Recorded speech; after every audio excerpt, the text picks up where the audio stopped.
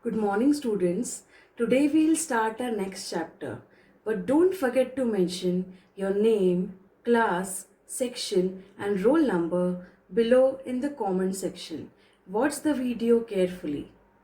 Parliament elects the presiding officer or the Speaker of the Lok Sabha from amongst themselves. The Speaker is chosen from the ruling party. He is expected to act in an impartial manner. The Speaker supervises the proceedings and maintain order in the House.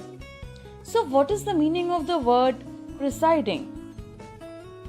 It is to be in position of an authority. Let's understand the working of Speaker. He certifies and signs the money bill. Money bill we'll be discussing soon. Then Speaker gives permission to pass all the bills and resolutions. Resolution means a decision or opinion which has obtained the majority vote in favor. It is also passed by Speaker, and about bill we would understand later on.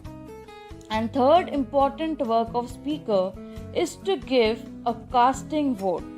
It is an extra vote given by a Speaker to decide an issue when the voter on each sides are equal. Now let's see about Rajya Sabha. These both houses are completely different. The Rajya Sabha is the upper house of the parliament. It is also called the Council of States. The states participate in legislative activity at the center through this house. So we would start with composition. The maximum number of members of Rajya Sabha can be 250. Out of these, 238 are representatives of states and union territories, and 12 are nominated by the President of India. The nominated members are well known in the fields of literature, science, art, and social science. Then, qualifications for its members. To become a member, a person must be a citizen of India and should not be less than 30 years of age. Then, election. Elections to the Rajya Sabha are indirect. The members of Rajya Sabha are elected by the members of Legislative Assembly of the state. Now there is one phrase in the textbook, proportional representation by the single transferable vote. Let's understand it. Proportional representation is an electoral system in which parties gain seats in proportion to the number of votes cast for them. Then list of candidates' name is given to the voters. They have to number 1, 2, 3 and so on for the candidates they want to choose. It means voters will rank them as per their preferences.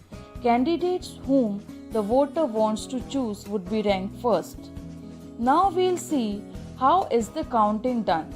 In first stage, first choice candidates are counted. Candidates who receive very few votes are usually excluded and their votes are transferred to other candidates according to the preferences that are expected by the voter. Now is term. The Rajya Sabha is a permanent house. It cannot be dissolved. 1/3 of its members retire every year, that is after every 2 years, not every year. Every member has a 6 years term. Then we would see eligibility. So the basic qualifications to become a member of parliament are as follows. That is, he can be a member of Rajya Sabha or Lok Sabha. At least these things he must do. We have already learned about citizenship. And he must not be of unsound mind. It means mentally not normal. He must not be insolvent. It means a state of being unable to pay personal debts or money that are borrowed from someone. Then he must not have any financial gain or benefit from his position in government. If all these qualifications are there, then person is not eligible to become a MP. Now the presiding officer. The Vice President of India is the ex officio chairman of Rajya Sabha. Now we have seen in Lok Sabha the presiding officer was Speaker. Here presiding officer is the chairman. The member of Rajya Sabha also elects a deputy chairman from amongst themselves. Then we would understand about lawmaking. Our parliament makes laws for the whole country. It is the supreme law-making body in the country. It has the power to legislate on all subjects that are under the jurisdiction of the central government. It can enact new laws or change the existing ones. The proposal for a law is called a bill. There are two types of bills, ordinary bill and money bill. First, we'll start with money bill. Any bill relating to income and expenditure is called a money bill. A money bill is introduced in the Lok Sabha. It cannot be introduced in the Rajya Sabha. When it is passed in the Lok Sabha, it is sent to the Rajya Sabha. It is mandatory for Rajya Sabha to return the bill with its recommendations within 14 days from the date of receipt. If it does not do so, the bill is considered to be passed by both the houses. The bill is then sent to the President for his or her assent. Then ordinary bills. The bills other than money bills are called the ordinary bills. These bills can be introduced in any houses of the parliament. Every ordinary bill that is introduced has to go through the following 3 readings in each house. First reading. It is an introductory stage. There is no debate at this stage. The minister or any member who introduces the bill gives a general speech explaining the purpose of the bill. Second reading. At this stage, first of all, a general discussion is held. Then, a clause by clause discussion takes place.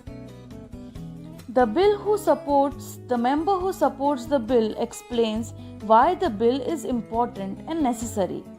The member can also suggest changes in the bill. Then is the third reading. At this stage, the bill is moved for final approval. The bill as a whole is finally discussed and put to vote if the majority of the MPs are in favor. The bill is passed. The President can also give his recommendations.